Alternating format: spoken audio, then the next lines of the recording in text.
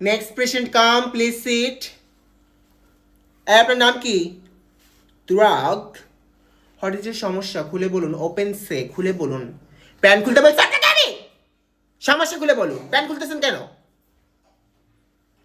পাতলে গন্ধ হয়, পাতলে তো গন্ধ হবে।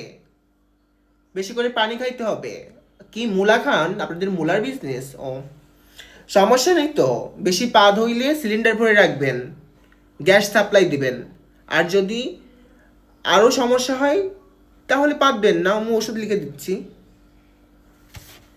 এই যে মায়াবড়ি 5টা, প্রতিদিন সকাল 7টার সময় খাবেন, এইভাবে মাসে 28টা।